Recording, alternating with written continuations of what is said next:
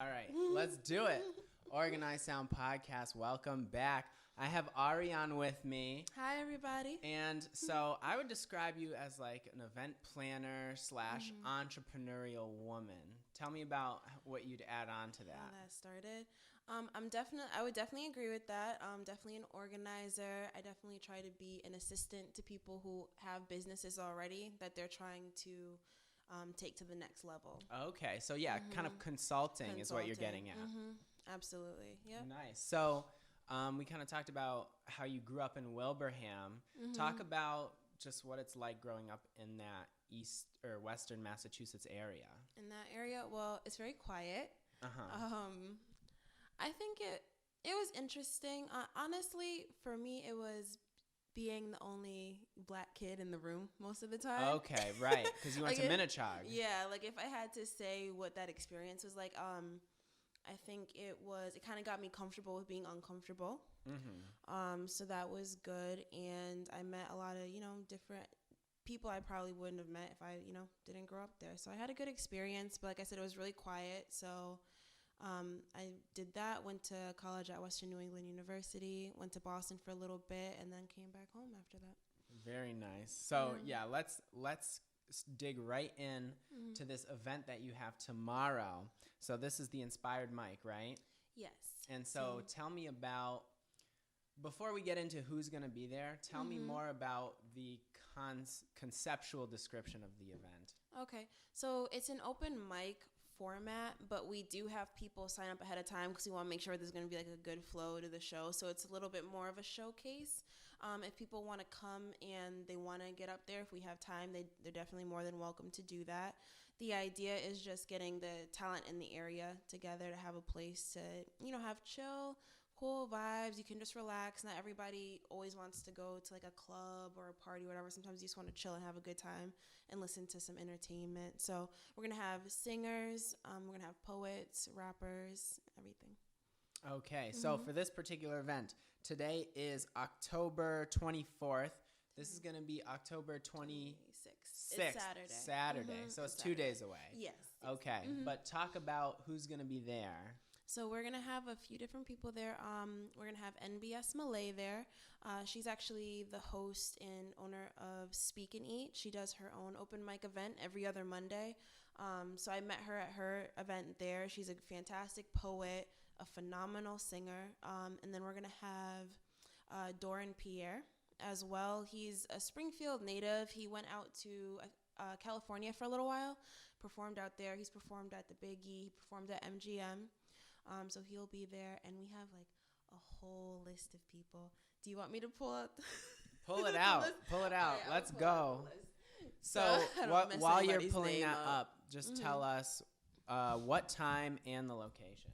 So it's going to be at Khi Eli's. So that's on Sumner. I believe it is. I'm going to wait till that pops. I think it's 8. Yeah, you're going to wait to see what. And so what time should people get there? Be there for 8 o'clock. It's 8 to 10:30. It is 8 to 10:30. I think we're going to probably run over time a little bit because we do have a lot of performers. But everybody is going to go up and have a 10-minute set. So yeah, it'll be packed from beginning to end. Okay. Yeah. And I kind of want to talk about mentorship. When you get into the mindset of like, oh yeah, I want to do this. Is there anyone that inspired you to do this? To start doing this? To start doing events. Actually, so working at MGM, I was connected to a woman named Kaisha Weaver. Okay. Her and I had a meeting. She said she was putting together this group called My Sister Network. She was looking for, young people in the area to help build it. So we sat down for the first time. And she asked me, like, what do you think people in this area are missing, like the young people specifically in this area are missing to help them grow to that next level? And I was like, I think there just needs to be better, like, mentorship, guidance, and kind of a clear path. Because I feel like a lot of people who've become successful from this city end up leaving. And they don't, they're not really, like, helping out the next generation to pick up these spots. Like, I feel like, there are places that you see that where you'll hear, like, oh, this place was really, it was full of people at one point and now nobody ever goes there type of thing, because whoever owned it before kind of just left it instead of handing it off to somebody else. So that was her original plan, was to help businesses in the area. She wanted to reach out. And we kind of just formulated from there. Honestly, when we first sat down and talked about it, we didn't envision it exactly as what it is now. It was kind of like, okay, we know the main goal is to help people grow, to help businesses, and to put our organizational like touch on things. So if you're a performer or you have a venue space, or maybe you're an artist, maybe you like doing your craft, right? But you're still trying to run a business. Maybe you don't want to do all the paperwork that comes with it. Maybe you're not great at organizing your website, all that type of stuff. But you still want to be successful, so we're like that helping hand. So what I'm hearing is a lot of like building the team and then like finding the right pieces to go together. Absolutely. Yep. So let me just I'm still getting the list together. Yep. But yeah, I mean, so for the Inspired Mic, this is going to be our second time doing it. The first show was actually a really good turnout. So this time I'm really excited. We work with Melvin, who owns Khi Eli. And he was just like, you know, what can we do to get more people in the door? They had done an open mic at one point before. I believe Daryl Moss had an open mic there in the past. So we were like, you know what, like, let's not reinvent the wheel. Like, let's just, you know, do this. And now I work with Dex Rodriguez. You got to meet Dex. And has an eye for details. Her Instagram name she's very artistic. Yeah, her Instagram name is Details by Dex. So I think between like all three of us working together, we get a lot done, and we're able to help people out. So we have Kay Price coming out. She's also from Springfield. I think pretty much everyone on our list is originally from here. Nice. Shout out the 413. Right. We have a lot. There's like so much talent in this city. It's kind of ridiculous. I feel that way at all points. Yep. So you got to give them the platform, man. You got to give them a platform. So our main like headliner is going to be Deshaun Woods. And then we have, for poets, we have Amina. Kay is a new comedian. She's brand new. Nobody knows her yet, but everybody will. Gotcha. So then we got MBS Malay, Kay Price, Lady J, Tyler Music, Danny Miller, Bari, and then AKPH, who's a poet. So yeah, we got a bunch of different people coming out. I can maybe send you like their social media after. So you can I'll link definitely them. I'll check for that in the description, and then there is a flyer, right? So yes, I'm going to be able to just kind of insert that into the video right here. Okay. So you guys can check that out. I wanted to get back to Dex, because that's somebody who you've collaborated with, and she's more your age. And when you talk about like complementing each other, I think you guys really work well together. I want to know kind of the story of how you guys met. So I work at MGM, and the position I started in workforce management, she actually was already there working in that position. Yeah. So we just started talking, getting to know each other, and I told her about some of the events I was doing. And the first one that came up was the Ron Baker show that I did. So he's another Springfield native, and he does like art, like smooth R&B. So I was doing his show at the Wow Art Studio on Chestnut. Shout out to the Wow Art Studio. I've been a few times. So I was doing that show over there. She heard about it. She had already known Ron from like years back. So she was like, oh, like that's dope. Let's work together on this. And I could already see that she had an eye for detail. So we came together on it. She helped me out with a lot. Like that show would not have been the success that it was if I didn't have her helping me out with that. So we created an amazing atmosphere. And after that, I was like, yeah, we got to work together. We have to be a team now. So that's how we met. So you locked it right in. Absolutely. That's cool. I want to talk about, so I think there's probably a lot of people watching this who are younger than us, getting started, want to do something like this. So I kind of want your tips on networking, and also, you know, what you need to do when you get started. Maybe talk about some of the mistakes you made early on. So if we're going to start with mistakes, if I was giving anybody a hint, when you're going into a project, and if you're working with another business, always dot your I's, cross your T's, everything. Like, make sure that you can hand somebody something that has every single detail of what you're doing, because I think set the expectation. Yeah, and absolutely. So you mean it in a very contractual sense too, yeah, right? Write absolutely. it out. Get signatures. Every single detail of it. And it might seem like a lot of work, and especially in the beginning, because when you're doing this, it's fun, right? Like, we're planning parties, we're planning fun events. You kind of get caught up in the glamour of it. Yeah, what it will become. Right. But if you're not good from your foundation, all of that will come crumbling down, and you don't want to leave a bad taste in anybody's mouth when it comes to like business and stuff. You never want to do that. So just make sure you always have everything planned out, and you can really describe what your goal is to the person that you're looking to work with. And then I would say, as far as networking, just be open to different things and different people. When you're talking to different people, like something I feel like that's helped me is I always talk about what I do. Yeah. So if someone asks me like, oh, how's your day? How's it going? What do you got going on? I'm always plugging my event. Right. I'm always going to be like, I got this so coming up. Important. Yeah, you have to. You absolutely have to, or it's not, no one is going to expect that. And especially when, you're working towards it, like, people aren't going to know you as soon as they see you that you're an event planner, right? But like, if you have that conversation, somebody might be like, oh, well, I actually have something in mind, or I know so-and-so. And that's how a lot of the connections I've made, and it's only been about a year. Right. A lot of those connections have been made just by starting up conversation, even our conversations with each other. You know what I mean? So always talk about what you do. Don't be afraid to kind of like plug yourself. Sometimes I know in the beginning, I kind of felt weird about constantly sharing flyers with people, or like DMing people my flyer, right? Because I felt because at first I felt like, oh my gosh, I'm that person. I'm that, like, I feel like I'm bothering people. The hustler, right? Out here, right, exactly, and peddling. People, right, exactly. But the thing is, when you get into the right creative space, that's another thing. Make sure you're in a good creative space where you have people around you who support you, because what'll happen is they have their dreams and their goals and their aspirations too.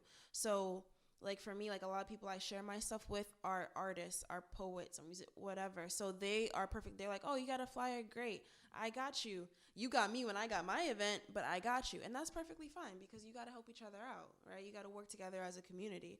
So by doing that kind of made me feel more comfortable. Like, oh, man, like, I really have people out here who support me, who appreciate me putting together events like this, because I'm trying to showcase their talents. So. Absolutely. So I think what you kind of touched on was finding your audience, finding your tribe, if you will. Absolutely. If any of you read Seth Godin, he has this book called Finding Your Tribe, and it's a lot about that sort of thing. Right. So I kind of want to talk about another one of your events, which was the Mind, Body, and Budget, which is an event that I attended. And I thought that was really cool.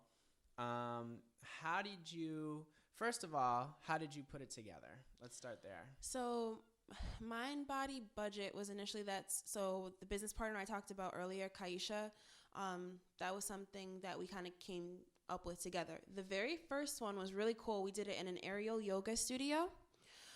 So people were able to hang from hammocks as they got to have a conversation about those three things: mind, body, budget. So we talked about, being able to meditate, coming to a calm space, how you handle stress.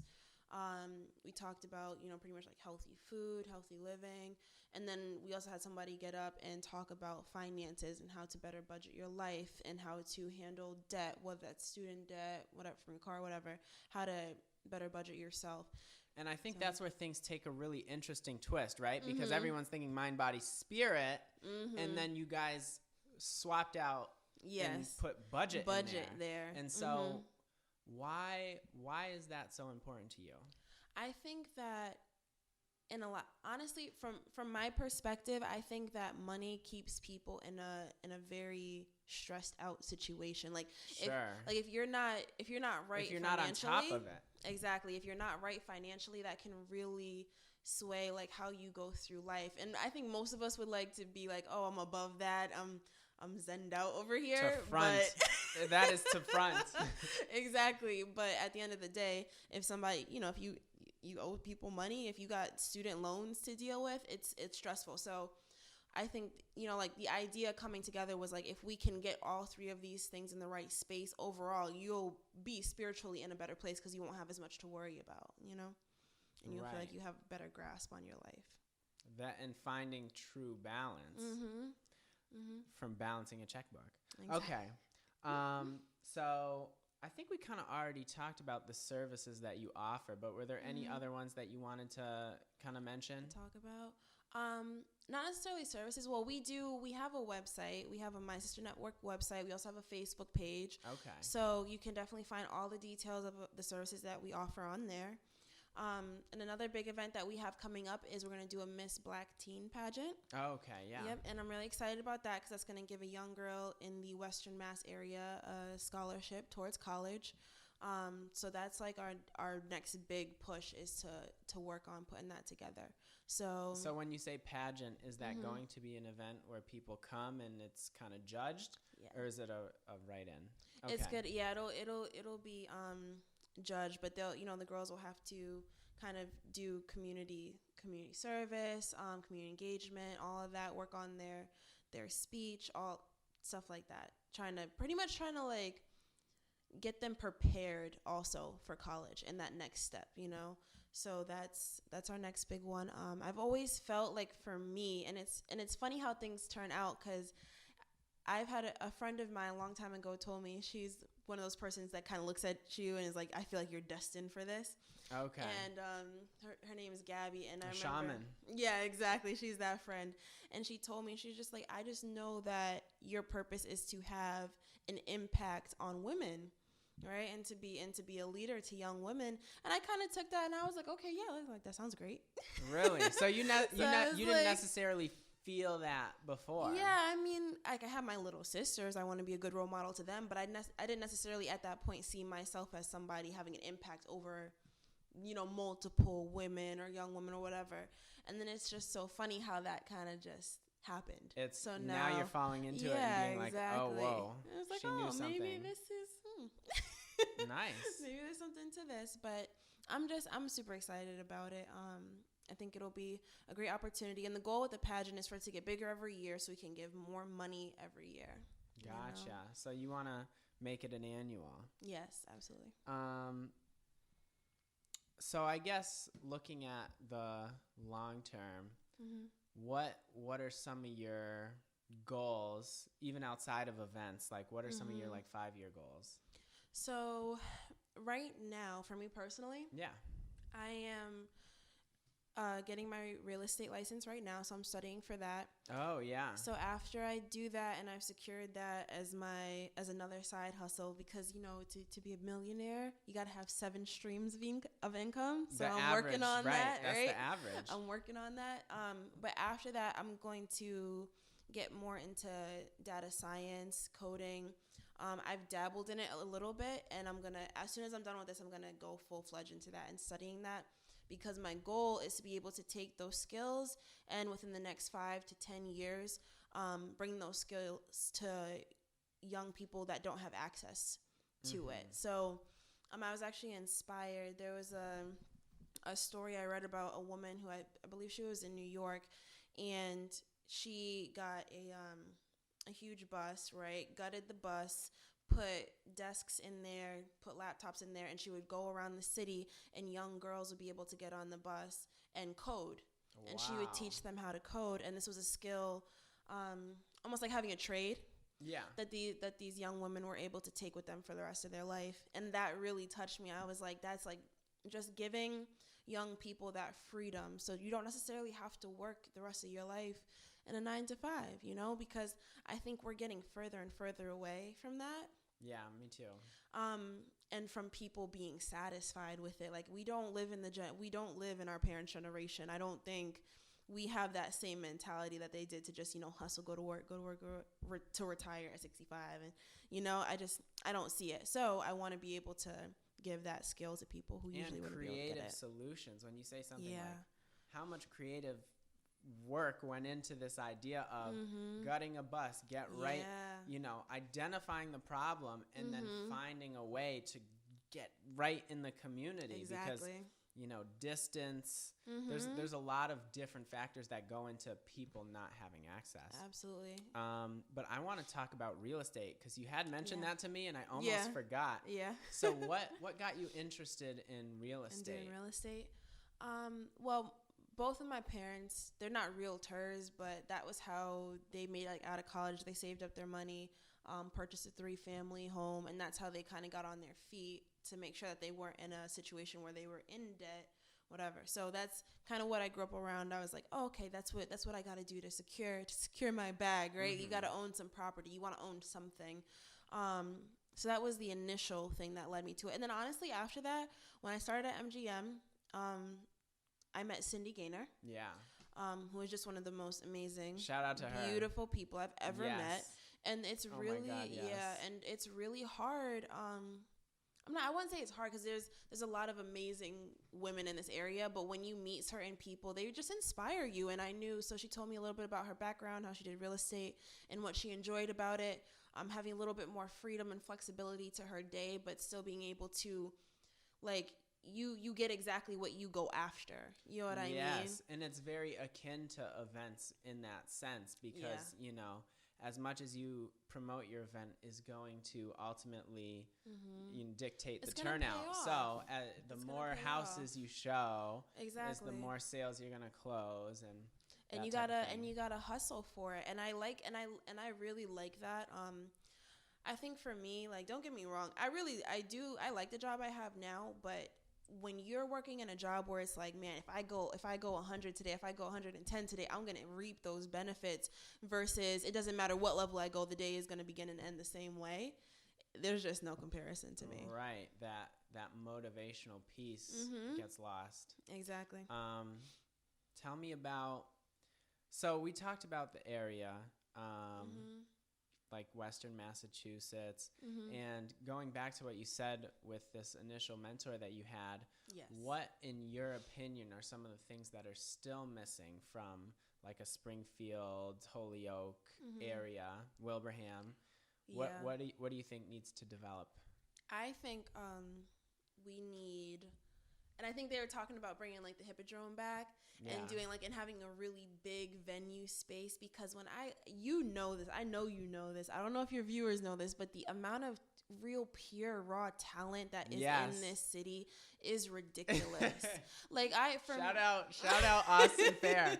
All right, I have to say, shout out Austin Fair. Austin Fair has an album called Hippodrome. It's an incredible rap album, and you should definitely go check it out. Right. So, and like for me personally, I don't really like being I don't really need to be the center of attention. I like to put other people in a good platform. That's what makes me feel happy. So I think what this city needs is for the Hippodrome, something like that, to come back, for us to do real shows, real live entertainment, because it's like, what are you doing outside of work, right? Like, what's your quality of life? Like, when you're not at work or you spend your time with your family, like, how are you getting your entertainment? And for a lot of young people, it is going out, it's drinking, it's smoking, whatever that is, which is fine if that's what you want to do from time to time. Right, but the problem with that, I think, is it starts earlier and earlier. Yeah. Because it's like right once you're done just being a little teenager hanging out at the mall, what am I going to do next? It's right to that. Because what else am I going to do, right? Yeah. So it's like, I think we need a place like that to showcase talent. And then on a business side as well, I think it would be a great place for people to come together and be like, oh, like, I heard you do this. Because honestly, with a lot of my events, I'll be in a space with people who are singers, actors, writers, so like authors, who do real estate, who sell insurance, who own their own businesses, whether they have a product, whatever it is. There's, we need to boost our economy at the end of the day. So I think on an entertainment side, we need a venue that we can all come together in and really like uplift people who have really, they've done the circuit. You know what I mean? Like, there are some people here who they've hit every single open mic. They've done it here, they've done Connecticut, whatever. They've done it all already. And not everybody is necessarily going to make it to be like big, but that doesn't mean that they don't deserve to have their talent showcased. And if they did, who knows? They might be next. They need their shot. You know what I mean? So I think a better shot. Yeah, and then with Mind Body Budget, that's like the business side of it, where people like, if business, whether you own your own or whatever it is that you do, if you want to meet new people, get new customers, come together, and then also have those resources to you, because not everybody has the opportunity to go to a certain type of college and get into $40,000 in debt. You know what I mean? Like, you shouldn't have to do that, and you really don't have to. And I mean, you and I probably both know so many people from this area who would have loved that opportunity and didn't have it. Exactly. So, right, either you might not have the opportunity to go to school and get that education, or you don't have, like, the other resource. You know what I mean? Like, the other resources, or you go and then you're in debt. So it didn't really help you that much anyway. So if we could honestly, like, come together, create that type of support system, you don't need to go to college to own your own business. You just need the information. And I think we live in an age of a lot of information. You can look up a lot of stuff and figure it out online. But there is something to having a teacher. Right? Yes. Because, like, if there was nothing to go that, and to sit and to be told and to be coached. Mentored. Yeah, and to have that constant motivation. I mean, we're talking about, especially when you're talking about young people and older people too. Like, you might have gotten stuck in a job and you're not reaching, you're not going for your dreams anymore. You need an extra push. Or you're a young person who doesn't know where to start. If we could create that type of space where we could give people certifications, like, if like, that's my idea of learning how to code so I can bring it back. Like, let's certify you in this. Let's put together a beautiful resume of work that you've actually done, so that if you want to be a contract worker, you can be like, here, I don't have a college degree, but look at what I've actually done. Absolutely. That's a really beautiful vision. Thank you. And I'm so down for it. And I'm so happy that you came to kind of share these ideas, because you're just hitting the nail on the head in terms of supply and demand and everything. So are there any last shout outs that you wanted to give? Yeah. Anything like that? Let me actually say what the address is. Yes. So it's at Khi Eli's. It's 882 Sumner Ave. So yeah, it's right there. You'll see a big Khi Eli sign. You can park right in the back. Am I allowed to say ticket prices? Yeah. Okay.